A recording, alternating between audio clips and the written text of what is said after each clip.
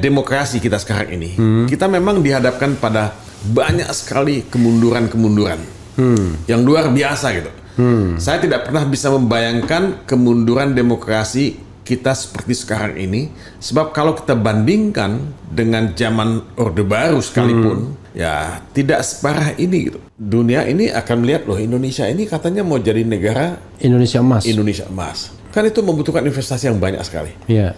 Nah, maukah investor-investor asing itu masuk ke Indonesia kalau dia membaca kasusnya Karen?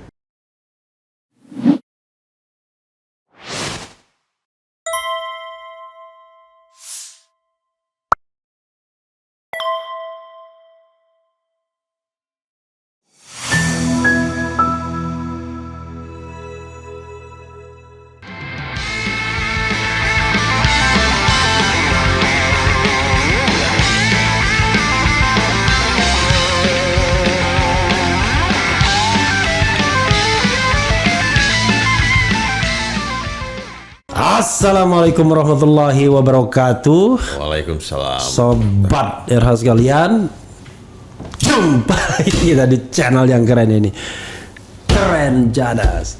Ya Bang, saya punya tamu yang istimewa, makanya saya nggak berani pukul meja keras-keras. Biasanya saya pukul mejanya keras-keras. Ya pukul aja. Oke. Jadi ngapain kita? kata Bang Rizal Refli almarhum bilang kan, saya tidak pernah digebak kecuali oleh kamu. Tapi itu kenangan Bang ya. Saya 2,5 jam itu interview dia. Dengan Rizal Ramli. Ya, dengan Rizal Ramli ya. Jadi Bang Mulya Lubis adalah orang yang harus mempertanggungjawabkan pemerintahan ini.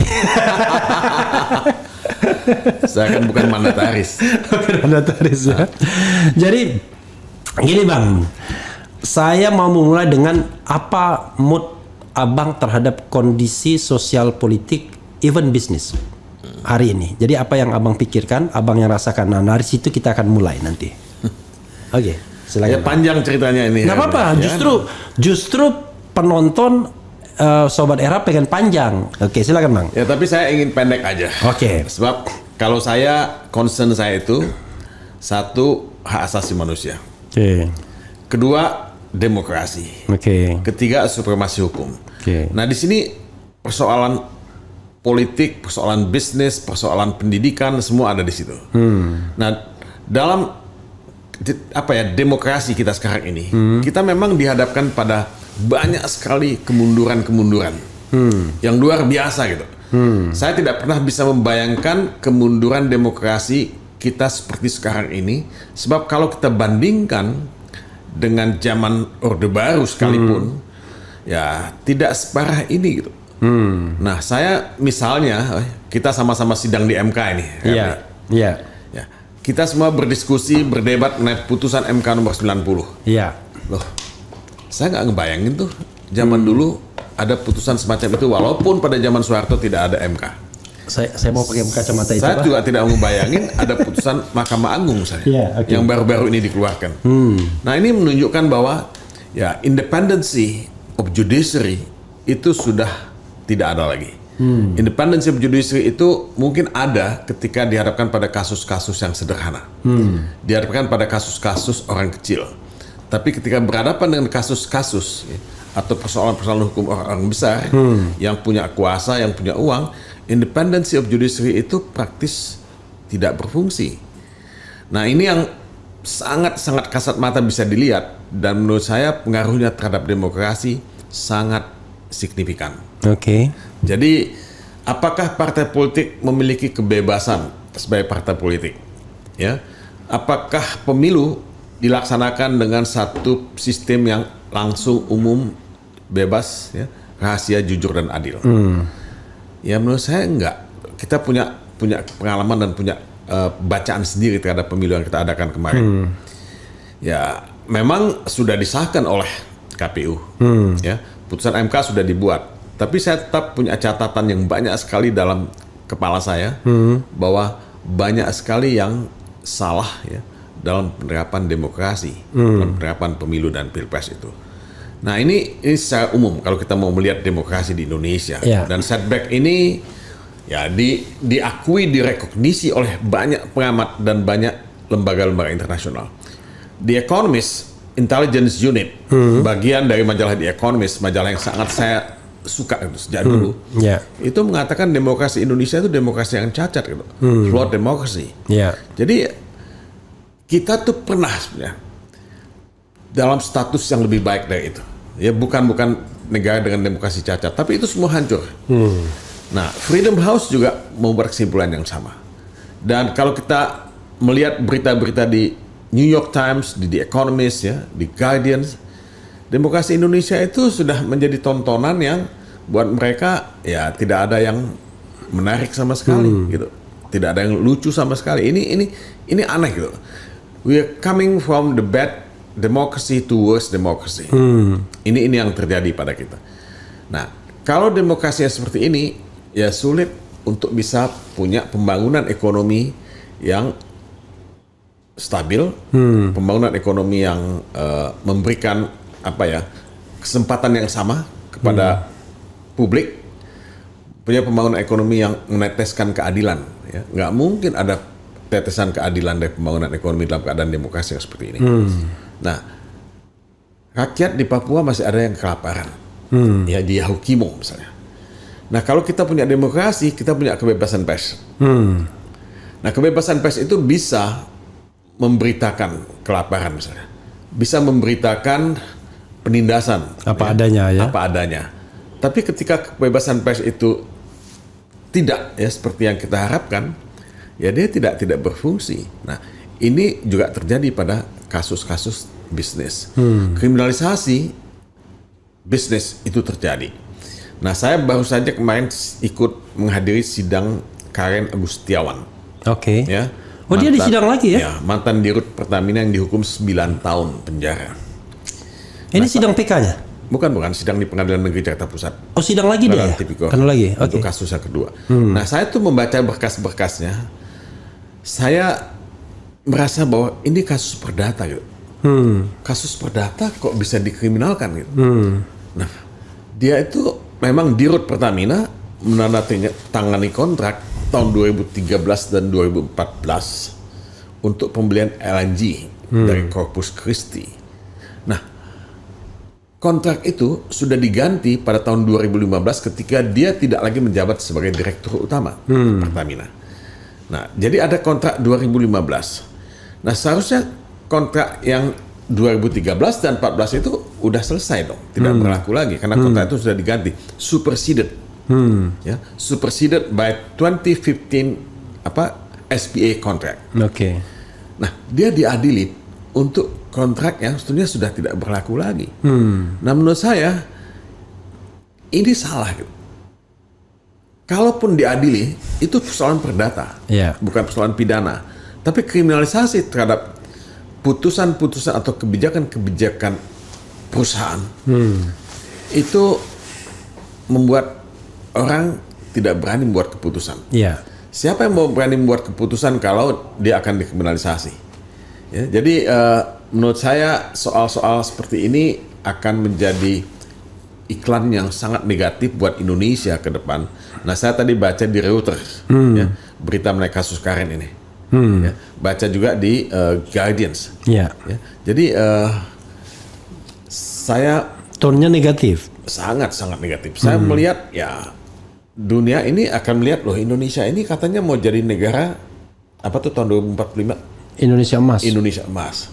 Kan itu membutuhkan investasi yang banyak sekali.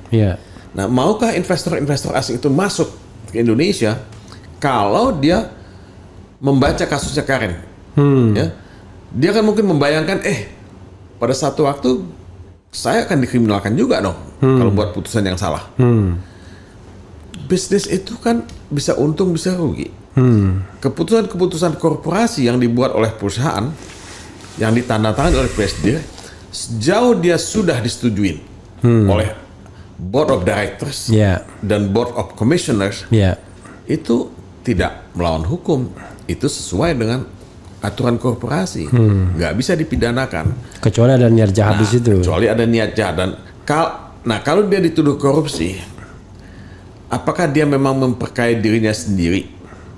Ya, itu kan mesti dibuktikan dan saya tidak melihat, ya, tidak melihat hal itu terjadi pada kasus Karen.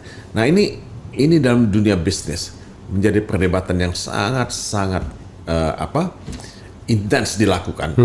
Nah teman-teman yang bergerak di law firm yang ya mengerjakan hal-hal yang sifatnya korporasi itu membuat semacam kelompok WA group yang namanya business judgment rule. Oke. Ya. Yeah. Nah, karena itu semua business judgment yang dibuat itu. Nah, kenapa business judgment itu dipidanakan? Ya, di undang-undang BUMN ada juga itu business judgment rules itu. Jadi ada sekarang rencana untuk membuat judicial review. Oke. Terhadap pasal 2 dan pasal 3 Undang-Undang Pemberantasan Tindak Pidana Korupsi. Oke. Jadi itu jangan disalahgunakan. Ya, kalau yang business judgment, ya itu business judgment, bukan crime gitu. Kecuali bisa dibuktikan bahwa dia terima uang. Kalau dia memperkaya dirinya sendiri, ya. Tapi jadi business judgment-nya nggak boleh dikriminalkan, tapi ini ya tetap bisa penyimpangannya kan dari business judgment. Tapi kan itu ada standar pembuktian.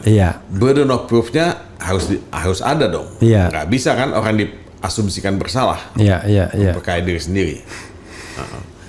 Oke Bang, kalau jadi kelihatannya Abang concernnya ke ujungnya, padahal saya pengen ke depannya.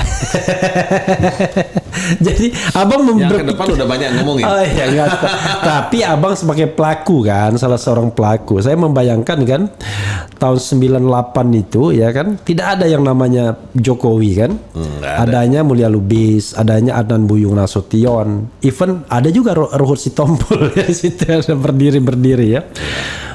Setelah sekarang 26 tahun ya, bahkan seorang Jimli As-Sidiki pun yang sopan biasanya kan bilang bahwa demokrasi kita regresif ketika pidato di Melbourne. Abang masih profesor di sana? Ya sebetulnya sih saya nggak tahu apa saya masih profesor atau tidak. Ya nggak penting-penting amat lah. Nggak, maksudnya masih menjadi dosen tamu atau gimana di Melbourne University? Saya nggak tahu. Saya tuh nggak menggunakan titel profesor saya loh. Tapi masih aktif di Melbourne? Ya kadang-kadang diundang. Nanti bulan November saya akan ceramah di sana. Oke. Ya, tapi bukan nggak ngajar. Oke. Saya tuh begini loh. Waktu saya jadi dubes. Iya. Refli ya. Iya. Tepatnya dubes Norwegia ya. Iya. Datang tuh udah disiapin kartu nama. Kartu nama Profesor Dr. Todung Mulia Lubis SHLLM. Ya kan? Ambassadors ini kan sekarang. Iya. Saya suruh ganti tuh kartu nama. Saya bilang nggak usah pakai titel segala lah, nama aja cukup. Saya juga lebih senang begitu. Lebih pernah saya pakai titel saya. Lebih egaliter. Ya. Jadi kadang-kadang atribut itu memenjarakan seseorang. Kedua saya nggak habis pikir tuh ada lawyer pakai menggugat sesuatu ke pengadilan pakai gelar profesor. Kan gelar profesor itu kan panggung akademik kan. Banyak itu. Makanya kok aneh kok masa dia pakai profesor. Kalau dokter itu oke, itu memang pencapaian kan atau PhD. Tapi profesor itu kan beda itu. Oke. Nah, Abang bisa membayangkan nggak? Ternyata setelah 26 tahun kita kayak treadmill gitu. Aduh kok berlari atau berjalan di tempat gitu. Bahkan ada ancaman untuk otoritarian lagi kan, gitu. Jangan-jangan fail state malah jangan-jangan. Silakan Bang. Saya tahun 98, malah sebelum itu kalau Refli ingat ya, saya tuh kan bergabung dalam apa yang disebut Forum Demokrasi. Iya, Fordem ya. Ya Fordem. Iya. Ketuanya Gus Dur. Gus Dur. Nah, wakilnya ada saya, ada Marian Katopo, ada Alphonse Taryadi dari Kompas, ada Bondan Gunawan. Oke. Nah kita inilah yang bergerilya dari satu kota. Sorry, yang disebutkan itu meninggal semua sudah ya? Ya udah meninggal. Bergerilya dari satu kota ke lain kota. Ketemu dengan pimpinan mahasiswa, dengan LSM, dengan segala macam pihak ya, pimpinan tahun agama. Berapa itu? 94 ya? Loh itu tahun 94 atau 95 ya? Iya, kira-kira itu ya. Oh enggak lebih cepat lagi. Tahun 92. Rocky Gerung ikut juga kan? Rocky Gerung ikut ya kan? Oke. Nah jadi sejak 92 udah ada tuh. Nah jadi kita itu keliling kemana-mana untuk membangun ya kesadaran demokrasi dan menuntut perubahan. Ya. Tentunya sih menuntut supaya pemerintahan otoriter Orde Baru itu digantikan dengan pemerintahan yang lebih demokratis. Nah, buahnya itu ya memang kita lihat pada tahun 98. Ya. Nah, kita itu punya markas waktu itu di Jalan Wahid Hasim. Oke, Jakarta Pusat ya. Ya, Jakarta Pusat. Jadi kita setiap hari ngumpul di sana tuh. Nah, demonstrasi terjadi setiap hari. Ya, kita ngumpul di sana dan teman-teman yang ikut dalam demonstrasi itu sebagian juga datang, ya kan nggak banyak tentunya ya, karena kan kita nggak bisa mengakomodasi banyak orang. Tapi disitulah kita mendiskusikan cikal bakal demokrasi di Indonesia, ya, bagaimana revival of democracy itu ditegakkan. Nah, misalnya kita bicara mengenai pembatasan masa jabatan presiden, misalnya. Ya. Walaupun itu bukan semata-mata for them, Refli, itu juga gerakan dari UNFREL, ya, University Network for Free and Fair Election. Ya. Jangan salah, mahasiswa UGM dulu juga bicara tentang pembatasan jabatan juga. Nah, itu kerjaan itu ya, kerjaan dari UNFREL juga. Ya. Kemudian kita bicara mengenai apa ya, sistem 2 kamar. Bikameral. Bikameral. Ya. Kita ingin DPD itu berfungsi. Kenapa? Karena DPR itu kan ya kita tahu datang, duduk, dengar, duit dan sebagainya itu kan. Jadi nggak sama sekali mencerminkan aspirasi rakyat. Nah, daerah itu ditinggalkan. Makanya kita usulkan ada DPD. Kemudian ada MK. Nah, yang paling luar biasa adalah keberhasilan reformasi itu memuat satu bab hak asasi manusia. Yang kalau kita lihat pasal-pasalnya itu sama dengan pasal-pasal yang ada pada Universal Declaration of Human Rights yang dilahirkan oleh PBB tahun 1948. Jadi kita berhasil. Waktu zaman Orde Baru, saya kan dituduh anasionalis, dituduh anti Pancasila oleh Jenderal Benny Murdani. Saya dicekal 3 kali dalam hidup saya. Ya, pernah paspor saya ditahan 2 tahun, pernah 6 bulan, ya, dan kemudian juga ya pernah ya nggak terlalu lama ya, seminggu 2 minggu saya nggak bisa ngapa-ngapain ya karena paspor saya diambil. Tapi itu semua karena mereka tidak suka saya mengkritik pemerintahan Orde Baru pada waktu itu. Saya berkali-kali seminar di luar negeri waktu saya masih muda ya saya nggak segan-segan ya pulang saya dipanggil oleh Bakin. Ditanya ya kan, kamu ngomong apa di sana? Waktu itu masih LBH. Masih LBH. Kamu bicara apa di sana? Ya udah, saya jelaskan aja apa adanya. Nah, satu hari, Bung Refli, ini saya ingat sekitar tahun 85, ya, saya dipanggil oleh Menteri Kehakiman, ya, Pak Ismail Saleh. Dia panggil saya datang pagi-pagi ngobrol sama dia. Pak Mulya ini kan advokat, ya, juga dosen. Iya, saya bilang. Tapi Pak Mulya kan sebagai dosen. Sorry Bang, ini untuk mengingatkan ke Sobat Ehra. 85 itu usia Abang berapa? 85, waduh, tahun berapa ya? Tahun 49 Abang lahir. 49. 50, 85, 36. 36. Oh, masih muda sekali. Oke, 36 tahun. Saya dipanggil oleh Menteri Kehakiman, tanya, Anda sebagai dosen kan tidak boleh merangkap sebagai advokat. Saya bilang pada dia, Pak Menteri, banyak dosen fakultas kedokteran punya praktek dokter. Banyak teman-teman advokat ya itu juga datang dari kalangan akademisi. Saya sebut nama almarhum Muhtar Kusumatmaja yang buka kantor MKK. Saya sebut juga nama almarhum Marjono Reksudiputro waktu itu. Nah, saya bilang apa bedanya? Saya kerja di LBH. Dan saya jadi dosen dan saya tentunya udah dapat izin dari dekan waktu itu Ibu Hanifah almarhumah. Ya, saya bilang, Bu, saya jadi direktur. Abang dosen di UI? Tidak tetap? Waktu itu tetap dong. Oh, itu tetap. Oke. Jadi saya bilang pada dekan Ibu Hanifah, saya kerja di LBH, tapi saya tetap menjalankan kewajiban saya mengajar di EVA. Jadi saya nggak tinggalkan itu karena saya senang mengajar. Dia izinkan karena dianggap sebagai bakti sosial, pengabdian sosial, tridharma perguruan tinggi. Nah, tapi oleh Ismail Saleh itu dianggap nggak berlaku. Ya. Pokoknya jadi dosen nggak boleh mengkritik pemerintah. Itu yang terjadi. Nah, saya tanya ya kan, kalau saya ditindak seperti ini, saya minta yang lain juga ditindak dong. Jangan hanya saya aja. Dia nggak bisa jawab. Tapi kan ya mereka itu tidak mengkritik pemerintah. Ya, mereka praktek sebagai advokat, mereka praktek sebagai dokter, tapi kan tidak mengkritik pemerintah. Nah itu membuat saya dicekal, akhirnya diberhentikan dari UI. Ya, saya waktu itu tanya pada Fuad Hasan, Menteri Pendidikan. Nggak tahu kalau saya masih ingat kan namanya Fuad Hasan ya. Ingat dong, orang kebiasaannya pun saya ingat biola. Fuad Hasan kan. Nah, saya tanya pada, karena saya kenal baik sama dia. Saya nggak bisa jawab katanya. Loh, saya kan anak buah Anda. Kan Anda Menteri Pendidikan. Ya, dia cuma bilang saya nggak bisa jawab. Nah, saya mau bilang apa? Nah, akhirnya saya berhenti. Saya dicekal, nggak boleh keluar negeri. Saya tidak boleh menulis di media. Berapa rentang dari tahun berapa sampai tahun berapa itu? 85 sampai? Itu 85 sampai 87,5 lah. Ya. Oke.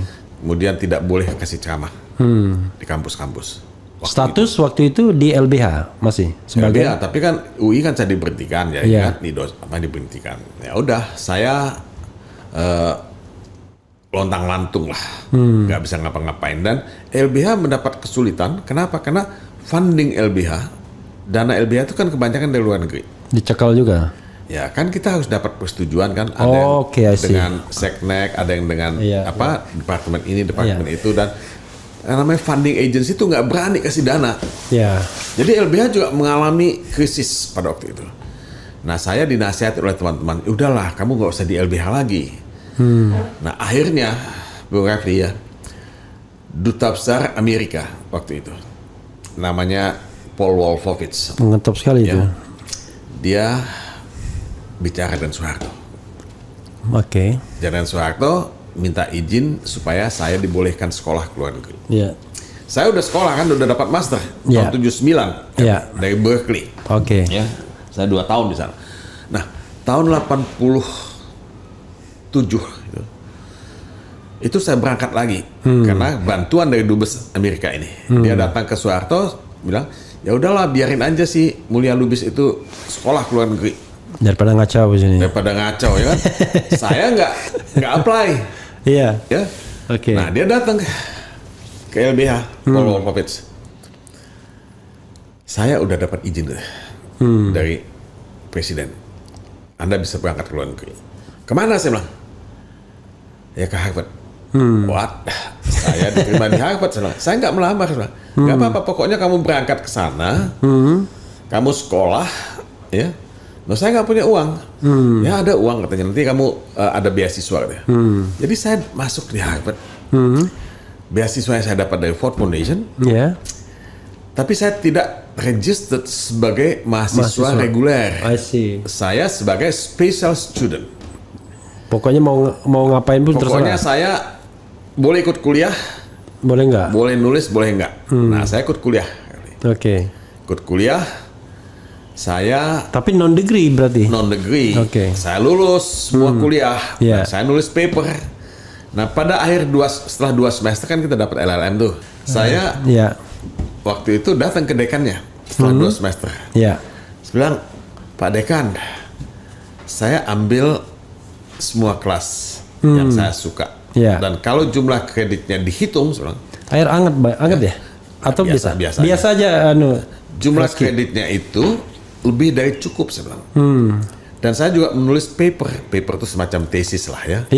Nah, masa saya nggak berhak dapat LLM? Kemudian malah LLM itu kadang-kadang nggak bikin tesis kadang-kadang. Jadi dia cek tuh di filenya di komputernya dia. Oh iya katanya kamu memenuhi syarat nih jadi LLM. Dapatlah saya LLM dari Harvard. By accident. By accident. Bukan karena saya apply. Tapi jangan anggap enteng. Iyalah, saya Harvard. Waktu tahun 78 saya diterima di Harvard dan di Berkeley. Tapi saya memilih Berkeley. Karena tempatnya. Dan ada beberapa hal-hal yang personal ya kan. Nah, oleh Nono Makarim dia mengatakan, "You ini satu-satunya orang Indonesia yang menolak Harvard." Ya karena saya milih Berkeley waktu itu. Nono Makarim Harvard. Di Harvard ya. Jadi tapi kan akhirnya saya dapat juga tuh dari Harvard. Walaupun saya tidak regular student waktu itu. Nah, itu salah satu kejadian karena saya terlalu banyak mengkritik pemerintah Indonesia pada zaman itu. Ini kalau Anda bicara mengenai hulu kan? Iya. Kita dari hulu nih. Iya. Nah, saya pulang dari Harvard, ya saya udah langsung jadi lawyer swasta setelah itu. Saya kan mulai mundur. Nah, tahun 90. Pulang dari Harvard tahun? 90. Saya Harvard itu selesai 88. Oke. Tapi kan saya langsung ke Berkeley. Kenapa? Karena saya ambil PhD. Jadi saya tahun 91 pulang, 92 tuh ada Fordham. Nah, jadi saya masuknya di situ tuh. Iya. Ya, panjang ceritanya. Kalau mau diceritain lebih jauh, tapi ya memang akhirnya kita terjun kembali. Saya waktu itu pulang pengennya ya udahlah, saya kerja law firm aja. Iya. Tapi saya kan pernah interview Abang masih di LBH waktu itu tahun 91 saya interview Abang. Ya, saya kan masih sebagai Dewan Pembina. Oke. Artinya Pembina. masih datang. Masih. Sekarang juga masih Dewan Pembina di LBH. Saya belum nggak pernah berhenti Dewan Pembina. Siapa sih ketua LBH sekarang?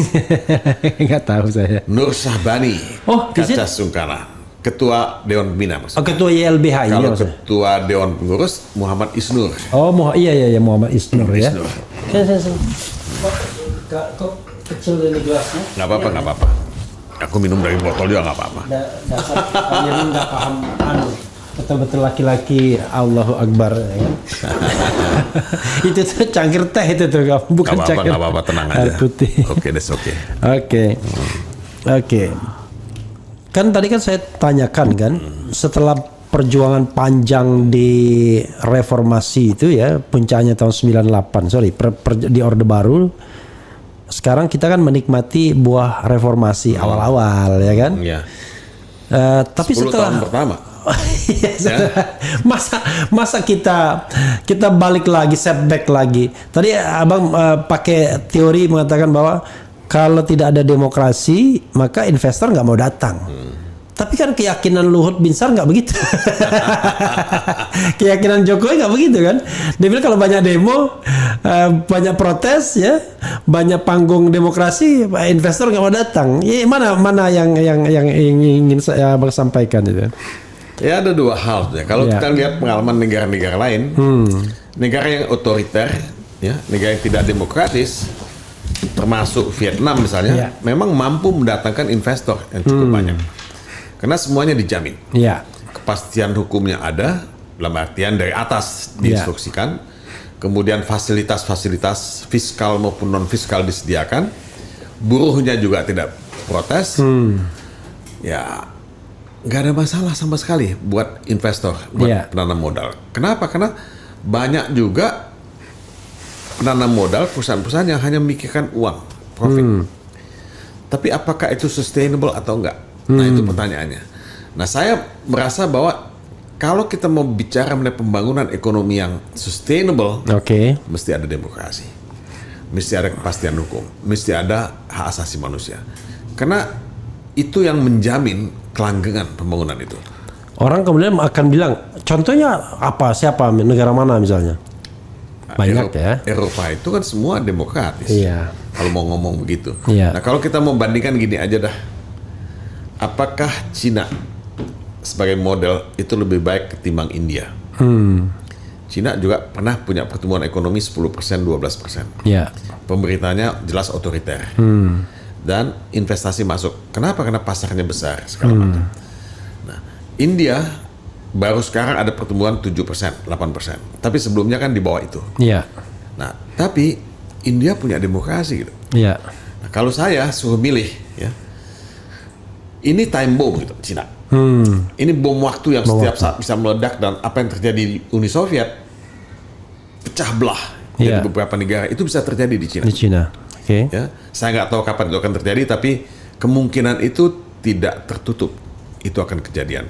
Tapi India dengan demokrasi yang begitu berfungsi, fungsional, walaupun ada kelemahan, dia ya lebih solid sebagai nation, sebagai bangsa. Dan menurut saya investor yang masuk ke sana, dan sekarang mulai banyak investor masuk ke sana, dia akan lebih langgeng, akan lebih sustainable, karena demokrasi menyediakan check and balance, demokrasi menyediakan kontrol sosial, dan kebetulan tradisi independence of judiciary-nya juga kuat di sana. Ya menurut saya India akan lebih maju, dan sekarang ini pertumbuhan ekonomi India itu relatif lebih baik ketimbang pertumbuhan ekonomi di Cina. Cina berapa persen sekarang? Cina itu nggak sampai 8%. Oke. Ya, 5% atau 4% sekarang. Oke. Nah, nanti katanya akan turun jadi 3%. Ya, tapi karena udah size-nya udah gede. ya, karena size-nya gede, cake-nya gede, Iya. ya 3% nggak kecil itu. Iya. Nah, tapi kan di bawah angka 12% atau 10% yang selalu mereka bangga-banggakan sebelumnya. Walaupun India ada juga problem-problem problem-problem Kasta. etnik, problem kasta. Diskriminasi agama ya kan? Iya. Nah, ya pasti. Ada inherent di dalamnya gitu kan, ada stratifikasi masyarakat dan lain sebagainya. Ya, tapi di mana ada demokrasi sempurna? Iya. Amerika coba aja lihat sekarang. Pertarungan antara dua orang tua. Donald Trump dengan sama segala Biden macam ya. dengan segala atribut anunya ya. Ampun dah. Tapi orang mengatakan jangankan Indonesia, Amerika aja tiba-tiba ada muncul seorang Donald Trump bisa memerintah. Bahkan ada joke-nya begini, kami di Amerika itu kemarin kami mengadakan operasi, maksudnya pembedahan. Kami ambil otak seseorang, lalu kami tutup lagi dan besok jadi presiden Amerika kan. Sampai begitu joke mereka kan. Cuma masalahnya adalah joke seperti itu orang ketawa saja, nggak dikriminalkan ya. Betul. Gitu. Betul. Ya, kalau lihat Bill Clinton dulu. Ya. Ya, kalau Refli ingat. Bill Clinton itu kan dihina, dicemarkan, dimaki-maki setiap hari di media untuk affair-nya bersama Monica Lewinsky, ya. Itu salah satu staff ya di White House. Staf Gedung Putih ya. Kalau baca itu pasti dia sakit hati lah. Keluarganya apalagi bisa melodramatik tuh. Tapi kan nggak ada tuh yang dibawa ke pengadilan. Iya. Ya, semua dibiarkan. Yaitu ongkos dari menjadi public figure, jadi presiden. Ya. Kita menjadi public figure di sini ya tetap aja. Kalau di Indonesia ini yang dia yang harus konsisten, yang harus menjaga integritas itu pengamat disuruh, pejabat enggak. Jadi buzzer mengkritiki pengamat. Jadi begitu kita berbeda sedikit ribut mereka ya. Tapi memang dunia ini sedang berubah. Ini kan Eropa dikenal cukup progresif. Ya, yang namanya National Demokrat atau Sosial Demokrat itu kuat. Ya. Kan negara-negara seperti Skandinavia, Eropa Barat itu kan negara yang basically bisa disebut negara welfare. Iya. Ya. Kenapa welfare? Karena ya mereka tuh menjalankan paham social market economy. Oke. Sistem ekonomi pasar yang berbasis sosial, lebih human, ya lebih sosialistik. Oke. Ya, tidak komunis, ya. Koperasi hidup misalnya. Nah, koperasi hidup ya, negara itu mengayomi dan memberikan kesejahteraan pada rakyatnya. Itu terlihat betul di Norwegia misalnya. Ya. Jadi ya Norway, negara Skandinavia itu menjalankan itu sebagai DNA-nya dia udah. Ya. Itu bagian dari hidupnya mereka. Siapapun penguasa yang berkuasa itu nggak akan berubah. Ya. Nah, kalau kita melihat kecenderungan sekarang ini, yang namanya right wing, ya, politik kanan yang populis itu mulai menguat. Prancis kalau diadakan pemilihan umum sekarang, pasti yang menang itu ya right wing. Right wing ini lemah. Jadi right wing itu orang kubu konservatif lah. Ya, sama seperti Trump lah. Ya, populis. Itu republik ya kalau di Amerika ya. Di Italia sudah mereka menang. Di Swedia mereka sudah menang. Ya. Di Belanda mereka sudah menang. Ya. Nah ini negara-negara lain ini sedang ya empot-empotan gitu. Waduh, ini kalau ada pemilu kita bakal ini. Nah ini yang akan kita hadapi, ya. Gelombang politik kanan ya, yang akan menggerus sosialisme. Kanan ini ultranasionalis. Ya, ultranasional. Ya. Nah, apa dampaknya buat demokrasi? Pasti ada dampaknya buat demokrasi karena mereka lebih inward looking ya. Lebih selfish ya. Lebih selfish. Ya. Mereka mungkin juga free trade, mereka juga nggak begitu sepenuhnya setuju. Ya. Nah, kita juga harus hati-hati menghadapi semua ini gitu. Menurut saya ini yang kita mesti waspadai. Atau main kalau dia menjalin kerjasama main poros dia kayak dulu. Bisa jadi. Kan Filipina kan kita lihat kan. Ya. Filipina si Ferdinand Marcos Jr. sudah kembali ke tampuk kekuasaan. Kita juga. Kita Kita tadi bilang Ferdinand Marcos Junior, ini juniornya juga. Iya, juniornya juga memang ya. Sama. jadi Refli Harun Junior harusnya ya. Jadi Bang, kita evaluasi ya. Kenapa kegagalan demokratisasi ini terjadi gitu ya? Padahal momentum 98 itu kan momentum yang luar biasa ya, dengan darah dan air mata kan, dan long struggle itu kan untuk menumbangkan sebuah rezim yang otoritarian gitu. Tiba-tiba kok mudah sekali dengan 1-2 orang belok-belok. Jadi abang melihat gejala 10 tahun terakhir saya. Ini mudah banget gitu loh. Padahal kalau kita lihat latar belakang ya, dulu kenapa misalnya 2014 saya pribadi misalnya lebih punya preferensi ke yang civilian ya kan, kemudian sederhana dan lain sebagainya dibandingkan yang sang menantu kan. Kok bisa masa di dalam era reformasi putra mahkota Orde Baru bisa running lagi kan? Tapi kan ternyata ya terjadi lagi, maksudnya pilihan kita udah betul secara rasional tapi hasilnya tidak rasional. Jadi itu apa kelemahan utama yang menyebabkan itu terjadi gitu menurut abang? Ya saya menyebut ada fenomena historical amnesia. Oke. Ya, orang amnesia gitu. Ya, tidak banyak yang tidak tahu mengenai apa yang terjadi tahun 98. Iya. Ya, dan apalagi kalau generasi muda sudah 26 tahun ini ya. Nah, jadi amnesia ini kelihatannya membuat orang gamang. Gitu. Nah, saya bilang pada teman-teman Anfrel dan Setro, ya, dulu kita berjuang nih untuk pembatasan masa jabatan presiden. Kita berjuang untuk sistem bikameral, kita berjuang untuk MK hak asasi manusia. Setiap hari kita di MPR, waktu itu di PAS 1, mengajukan usulan perubahan pasal ini dengan semua formulasi. Tapi itu orang nggak sama sekali ingat. Dulu kita mengusulkan pemilihan umum langsung. Ya. Nah itu seolah-olah orang nggak tahu. Pemilihan presiden maksudnya ya? Pemilihan presiden. Jadi amnesia ya terjadi. Nah banyak orang yang nggak terlibat dalam tahun 98 dan setelahnya yang betul-betul sekarang lebih dekat dengan kekuasaan.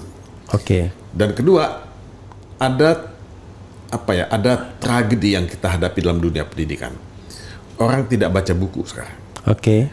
Jadi dulu katanya Nadiem ingin menghapuskan kuliah sejarah. Iya. Mudah-mudahan enggak ya kan. Dia bilang saya mungkin tidak tahu masa lalu, tapi saya tahu masa depan. Nah, dia bilang begitu ya. Iya.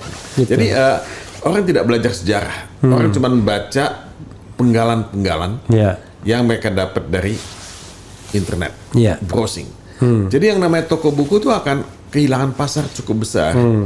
Nah dalam keadaan semacam ini, ya kita memang dihadapkan pada krisis nilai, ya, krisis values. Values itu menjadi tidak jelas di matanya mereka. Nah buat saya, kalau sekarang ada kejadian seperti yang kita hadapi pada Pilpres kemarin, ya karena orang nggak tahu sejarah masa lalu. Oke. Nggak tahu sejarah masa lalu. Jadi kalau dulu kan kita jelas tuh ngomong soal pemilihan presiden langsung dan kita jelas juga ngomong soal peran MK. Tapi karena semua orang tidak tahu dan dianggap biasa gitu, business as usual. Lah bilang nggak ada salahnya dong anak presiden maju jadi cawapres. Katakanlah tidak ada putusan MK nomor 90, katakanlah seperti itu. Tetap saja kan ada masalah dari segi etika. Ya. Nah, jadi ini nggak nyambung dengan suasana batin banyak orang yang pada akhirnya menerima itu. Tapi Bang, begini ya, yang pelaku 98 aja ya, so-called disebut korban begitu, bisa tuh berasik masuk dengan kekuasaan hari ini. Let's say saya dengan segala hormat yang menyebut Budiman Sujatmiko misalnya kan, kan tahun 98 di penjara dia gara-gara menentang rezim otoritarian Orde Baru. Tapi sekarang kok bisa damai dengan ini? Lalu aktivis-aktivis yang kemudian muncul belakangan yang barangkali ahistoris juga di tahun 98, Kodari misalnya, bisa dia berasik masuk dengan kekuasaan hari ini? Sorry ya kawan-kawan ya, saya juga heran maksudnya. Dan dia merasa damai. Dan merasa damai. Peaceful. Jangan-jangan kita nih orang yang keliru.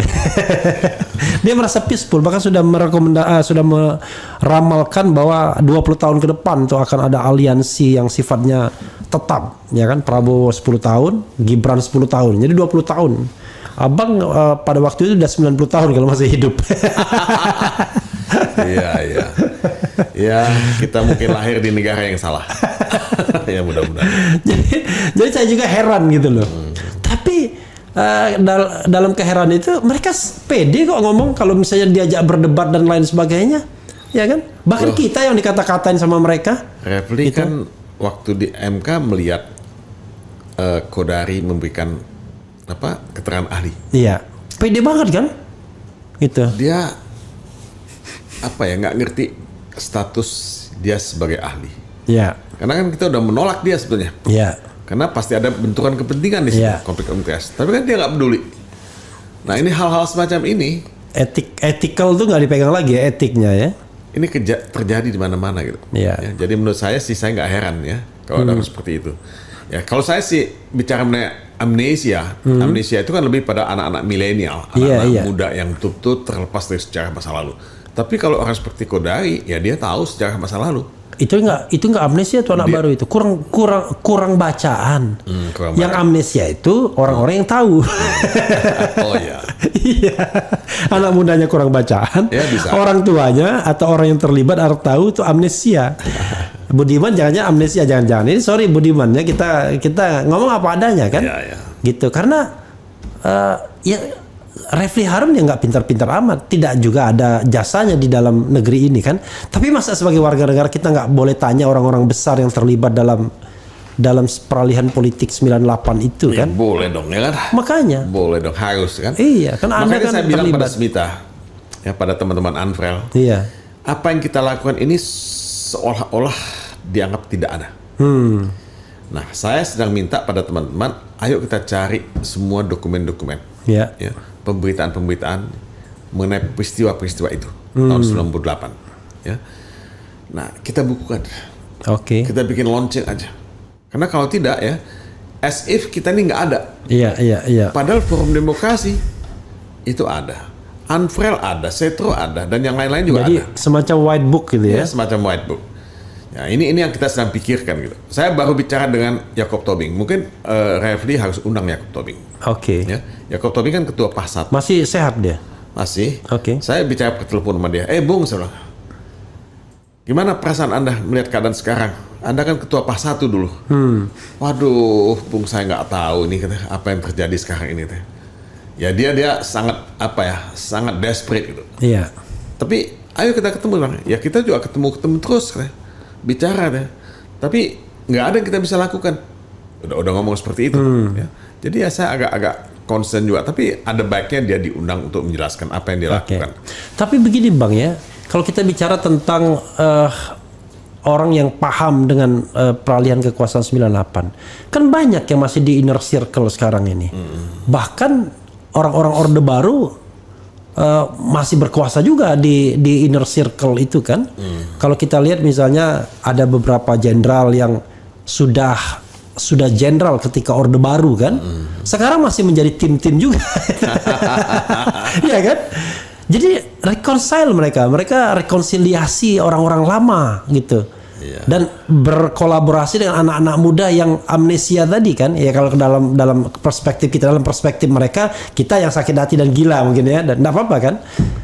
Tapi jadi sebenarnya kan tidak kekurangan referensi masa lalu kan. Masalahnya ya begitulah.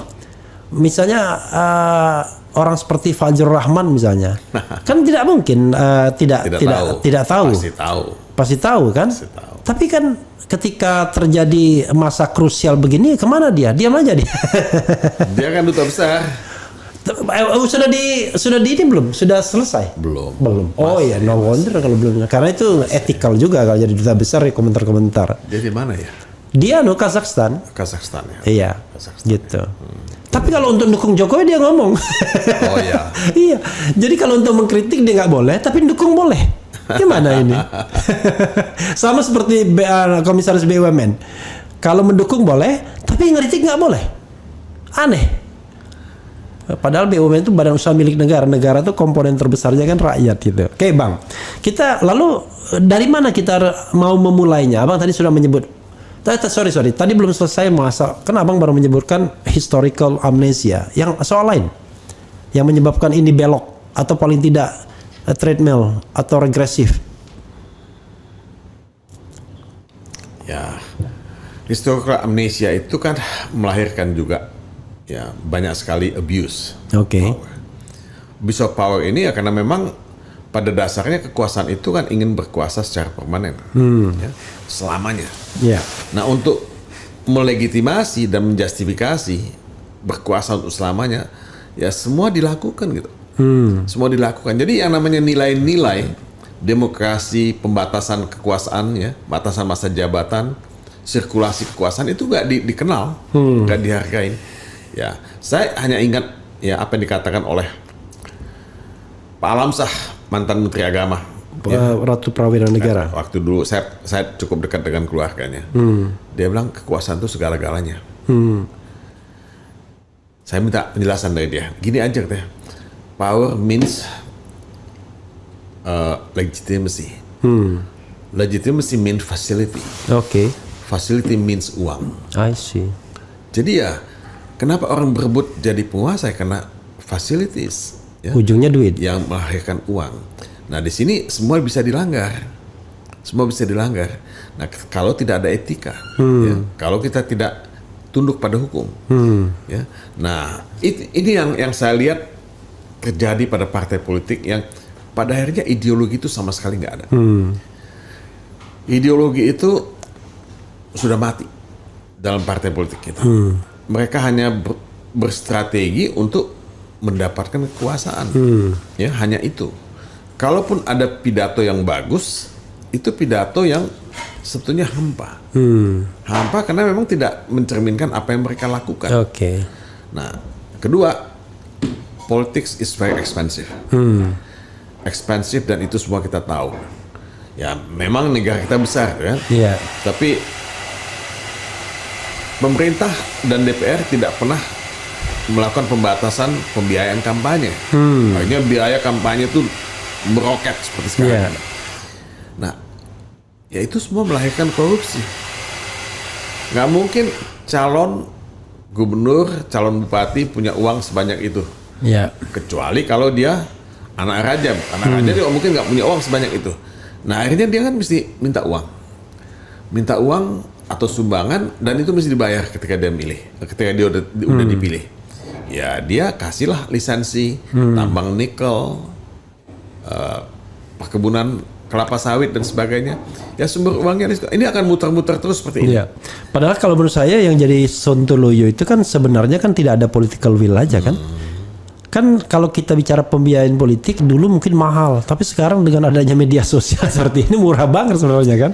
Ya sebetulnya sih yang saya bilang tadi, ya, pembatasan dana kampanye, iya, campaign gitu. spending, Iya. ya, limitation. Iya. Nah itu bisa dilakukan dengan undang-undang, tapi kan Dan mereka, kalau bicara reachable atau tidak, Ya. ini yang namanya media sosial ini sudah menjangkau 80% masyarakat. Ya, kalau di kota besar mungkin udah 99%. ya sebetulnya kalau kita mau lebih jauh dari itu, kita bicaranya e-voting aja, electronic voting. Di Brazil pemilihan itu tidak lagi datang ke TPS. Ya. Orang pakai HP aja. Karena apa ya, sistem kependudukan mereka, ya, ISN mereka, data-data penduduk itu udah ada di situ semua. Ya, tapi kan itu kalau biaya penyelenggaraan dari negara, Bang. Ya, maksudnya ini biaya yang dikeluarkan politiciannya sama partai politik.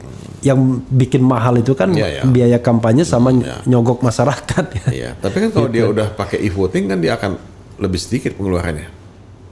Seharusnya. Iya. Nah, menurut saya e-voting itu ya fair dan ya murah. Cuman kan dengan pengalaman kita di Sirekap kemarin, ya malah ada jaminan nggak e-voting itu akan demokratis, akan jujur dan adil? Iya, itu yang dipermasalahkan kan. Makanya di Jerman dinyatakan inkonstitusional kan, karena tidak bisa dicek kalau kita memilih A apakah kerekam A atau enggak gitu.